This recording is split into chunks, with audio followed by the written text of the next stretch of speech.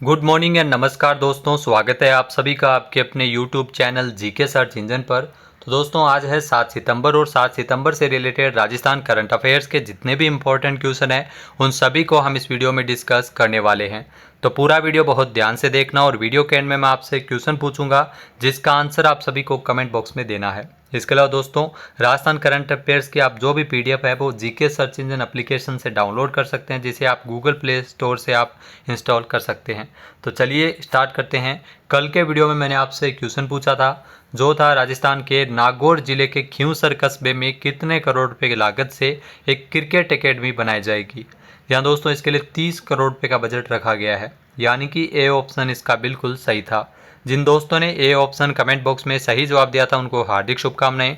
राजस्थान के नागौर जिले के खींवसर कस्बे में राष्ट्रीय स्तर के खिलाड़ी तैयार करने हेतु 30 करोड़ रुपए की लागत से एक क्रिकेट एकेडमी बनाई जाएगी। इसका निर्माण आरसीए की ओर से करवाया जाएगा। आरसीए के जो वर्तमान में कार्यकारी अध्यक्ष है धनंजय सिंह खींवसर। इसमें खिलाड़ियों के लिए विश्व स्तरीय सुविधाएं जुटाई जाएगी और विदेशी कोच है वो इसमें प्रशिक्षण देंगे। तो चलिए स्टार्ट करते हैं आज के राजस्थान करंट अफेयर्स। पहला क्वेश्चन है, राजस्थान में आधुनिक कृषि यंत्रों पर अब किसानों को कितने प्रतिशत तक अनुदान मिल सकेगा। यहाँ राजस्थान सरकार की ओर से एक नई योजना किसानों के लिए शुरू की गई है जिसमें आधुनिक कृषि यंत्रों पर किसानों को 50% तक अनुदान है वो मिल सकेगा, यानी कि सी ऑप्शन यहाँ पर बिल्कुल सही है। आइए जानते हैं इंपॉर्टेंट फैक्ट्स। तो राजस्थान में आधुनिक कृषि यंत्रों पर किसानों को 50% तक अनुदान मिलेगा। राज्य में सब मिशन ऑन एग्रीकल्चर मैकेनाइजेशन योजना के तहत किसानों को अत्याधुनिक कृषि यंत्रों की खरीद पर अब 50% तक अनुदान है वो दिया जाएगा। इस योजना के अंतर्गत राज्य में लगभग 66,000 किसानों को 200 करोड़ रुपए का अनुदान देने का प्रावधान किया गया है, यानी 50% तक अनुदान है वो किसानों को इसमें मिल सकेगा। यहाँ दोस्तों इससे न केवल किसानों पर आर्थिक बोझ कम होगा बल्कि खेती के कठोर कार्य भी सरल हो जाएंगे, क्योंकि अत्याधुनिक उपकरण है वो यूज करने को मिलेंगे। किसान राज किसान साथी पोर्टल पर ई मित्र के माध्यम से 13 सितंबर तक ऑनलाइन आवेदन कर सकते हैं। नेक्स्ट क्वेश्चन है, राजस्थान के सभी जिला अस्पतालों में स्थापित रामाश्रय वार्ड का लाभ किसे मिल रहा है। तो रामाश्रय वार्ड का जो लाभ है वो बुजुर्गों को मिल रहा है। सभी जिला अस्पतालों में रामाश्रय वार्ड है वो स्थापित किए गए हैं, यानी कि सी ऑप्शन यहाँ पर बिल्कुल सही है। आइए जानते हैं इंपॉर्टेंट फैक्ट्स। तो राजस्थान के सभी जिला अस्पतालों में स्थापित रामाश्रय वार्ड और ओपीडी जो जीरियाट्रिक वार्ड है जीरियाट्रिक क्लिनिक का लाभ है वो अब तक लगभग 5.5 लाख बुजुर्गों को मिल चुका है, यानी इसका लाभ है वो बुजुर्गों को मिलता है। ये वार्ड सभी जिला अस्पतालों में बुजुर्गों को सम्मान के साथ बेहतर स्वास्थ्य सेवाएं मुहैया करवाने के लिए स्थापित किए गए हैं। बुजुर्गों को उपचार के लिए चक्कर नहीं काटना पड़े, कतारों में खड़ा नहीं होना पड़े और एक ही स्थान पर जांच एवं उपचार सेवाओं का लाभ मिल सके, इसके लिए रामाश्रय वार्ड की स्थापना राजस्थान के सभी जिला अस्पतालों में की गई है। नेक्स्ट क्वेश्चन है, हाल ही में संस्कृत शिक्षा विभाग राजस्थान की ओर से किसे संस्कृत युवा प्रतिभा पुरस्कार से सम्मानित किया गया है। जहाँ दोस्तों संस्कृत युवा प्रतिभा पुरस्कार 2024 से सम्मानित किया गया डॉक्टर सुभाष चंद्र मीणा को, जो आप तस्वीर में देख रहे हैं, और इनको ये पुरस्कार मदन दिलावर के द्वारा दिया गया था जो वर्तमान में राजस्थान के शिक्षा मंत्री है। आइए जानते हैं इंपॉर्टेंट फैक्ट्स। तो संस्कृत शिक्षा विभाग राजस्थान सरकार की ओर से 2 सितंबर को कोटा में आयोजित राज्य स्तरीय संस्कृत सम्मान समारोह में डॉक्टर सुभाष चंद्र मीणा इनको संस्कृत युवा प्रतिभा पुरस्कार 2024 से नवाजा गया है। जयपुर केंद्रीय संस्कृत विश्वविद्यालय के व्याकरण विभाग में सहायक आचार्य के पद पर कार्यरत है डॉक्टर सुभाष चंद्र मीणा। इनके कई पुस्तकों के साथ अनेक राष्ट्रीय और अंतर्राष्ट्रीय स्तर पर शोध पत्र भी इनके प्रकाशित हो चुके हैं। अनेक सामाजिकता कार्यों के साथ संस्कृत के प्रचार प्रसार के लिए इससे पूर्व में भी डॉक्टर मीणा को अनेक संस्थाओं से सम्मान प्राप्त हो चुके हैं।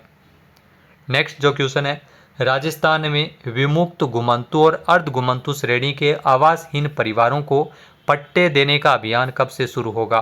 तो इस अभियान की शुरुआत है वो राजस्थान में 2 अक्टूबर से होगी और ये अभियान ध्यान रखना विमुक्त घुमंतु और अर्ध घुमंतु श्रेणी के आवासहीन परिवारों के लिए है।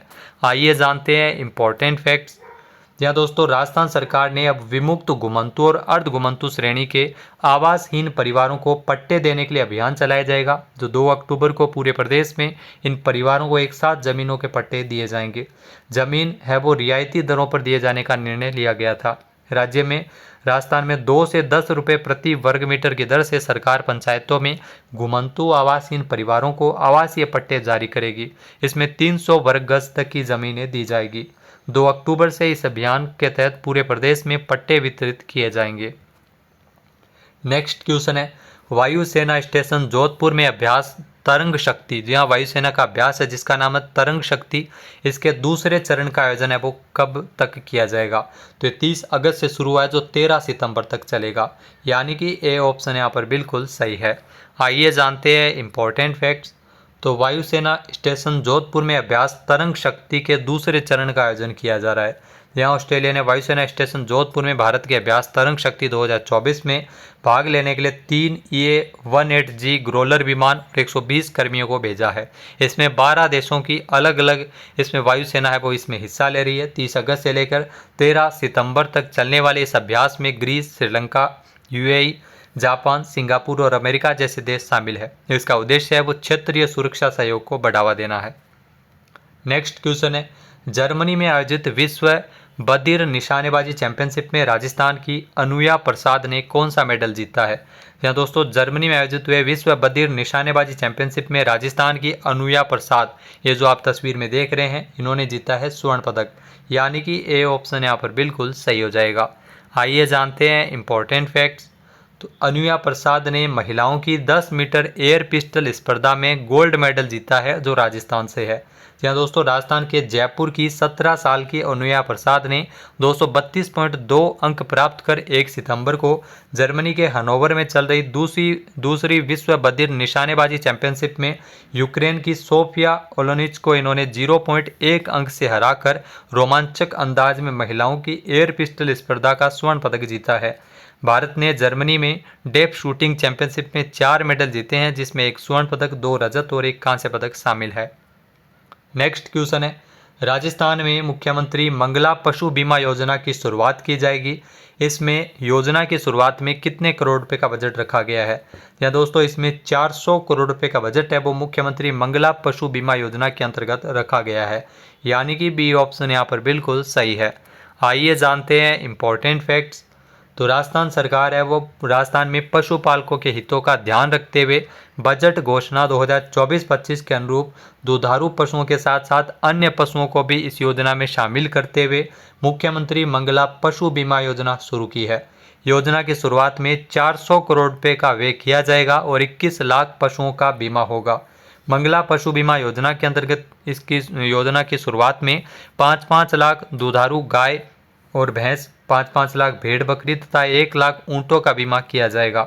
वर्तमान में राजस्थान के पशुपालन मंत्री है जोराराम कुमावत। नेक्स्ट क्वेश्चन है, सीएम भजनलाल शर्मा ने कहां पर नवीन औद्योगिक क्षेत्र की स्थापना के लिए भूमि आवंटन के प्रस्ताव को मंजूर किया है? तो राजस्थान के मुख्यमंत्री भजनलाल शर्मा ने भीलवाड़ा में नए औद्योगिक क्षेत्र की स्थापना के लिए भूमि आवंटन के प्रस्ताव को मंजूर किया है, यानी कि ए ऑप्शन इस क्वेश्चन का बिल्कुल सही है। आइए जानते हैं इंपॉर्टेंट फैक्ट्स। तो राजस्थान के मुख्यमंत्री भजनलाल शर्मा ने भीलवाड़ा जिले में नवीन औद्योगिक क्षेत्र की स्थापना के लिए राजस्थान राज्य औद्योगिक विकास एवं विनियोजन निगम लिमिटेड रिको को भूमि आवंटन के प्रस्ताव को मंजूरी दी है। प्रस्ताव के अनुसार भीलवाड़ा जिले की आसींद तहसील के गांव मोड़का निम्बाहेड़ा में 99.72 हेक्टेयर भूमि राजस्थान भू राजस्व औद्योगिक क्षेत्र आवंटन नियम 1959 के तहत आवंटित की जाएगी। इस निर्णय से भीलवाड़ा में औद्योगिक विकास को गति मिलेगी तथा स्थानीय स्तर पर रोजगार का सृजन भी हो सकेगा। नेक्स्ट क्वेश्चन है, हाल ही में किस बैंक ने भारत के गिग वर्कर्स के लिए वित्तीय पैकेज गीगा लॉन्च किया है? तो ध्यान रखना, हाल ही में HDFC बैंक ने भारत के गिग वर्कर्स के लिए जो वित्तीय पैकेज गीगा को लॉन्च किया है, यानी कि बी ऑप्शन यहाँ पर बिल्कुल सही है। गिग वर्कर्स जो फ्लिपकार्ट, अमेजन आदि में काम करने वाले डिलीवरी बॉय है उनको कहा जाता है, तो उनके लिए वित्तीय पैकेज लॉन्च किया गया HDFC बैंक के द्वारा।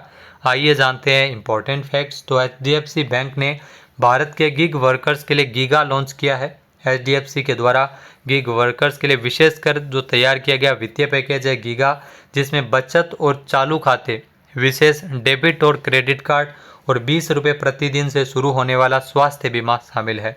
गीगा कम बैलेंस और आवश्यकताओं के साथ एक लचीला बचत खाता प्रदान करता है और बिजनेस क्रेडिट कार्ड में आवश्यक सेवाओं पर पुरस्कार एवं सौदे भी इसमें शामिल है। नेक्स्ट क्वेश्चन है, योगेश कथुनिया ने पेरिस 2024 पैरालंपिक में पुरुषों की डिस्कस थ्रो F56 स्पर्धा में कौन सा मेडल जीता है? तो ये जो आप तस्वीर में देख रहे हैं, इनका नाम है योगेश कथुनिया और इन्होंने पेरिस पैरालंपिक में पुरुषों की डिस्कस थ्रो के अंतर्गत इन्होंने जीता है रजत पदक, यानी कि सी ऑप्शन इसका बिल्कुल सही है। आइए जानते हैं इंपॉर्टेंट फैक्ट्स। तो योगेश कथुनिया ने पेरिस 2024 में डिस्कस थ्रो के अंतर्गत रजत पदक जीता है पेरिस पैरालंपिक में। योगेश ने पैरालंपिक में पुरुषों की डिस्कस थ्रो F56 स्पर्धा में 42.22 मीटर के सीजन के जो सर्वश्रेष्ठ थ्रो के साथ रजत पदक हासिल किया है, जो उनका दूसरा पैरालंपिक रजत पदक था। ब्राजील के क्लाडनी बतिस्ता को 46.86 मीटर के पैरालंपिक रिकॉर्ड के साथ स्वर्ण पदक मिला है, जबकि ग्रीस के कोस्टेंटिनोस त्यूजोनिस ने इसमें कांस्य पदक जीता है। तो ये ध्यान रखना, डिस्कस थ्रो में योगेश कथुनिया जो भारत से है और इन्होंने जीता है रजत पदक। अब बात करते हैं आज के हमारे क्विज के, जिसका आंसर आप सभी को कमेंट बॉक्स में देना है। तो आज का क्विज है, पेरिस पैरालंपिक 2024 खेलों में राजस्थान के सुंदर सिंह गुर्जर ने ज्वेलिन थ्रो में कौन सा मेडल जीता है? एक बार फिर से सुनिएगा, पेरिस पैरालंपिक खेलों में राजस्थान के सुंदर सिंह गुर्जर ने ज्वेलिन थ्रो के अंतर्गत कौन सा मेडल जीता है? सही आंसर आपको कमेंट बॉक्स में देना है। और अगर ये वीडियो आपको पसंद आए तो इसे लाइक और शेयर करना बिल्कुल ना भूलिएगा। या दोस्तों, चैनल पे नए जुड़े हो, सब्सक्राइब नहीं किया है तो भी सब्सक्राइब बटन पर क्लिक करें। इस वीडियो की जो PDF फाइल है वो आप वीडियो के डिस्क्रिप्शन बॉक्स से डाउनलोड कर सकते हैं और क्वेश्चन का आंसर आप वोट करके भी कर सकते हैं। जय हिंद, जय भारत, जय राजस्थान।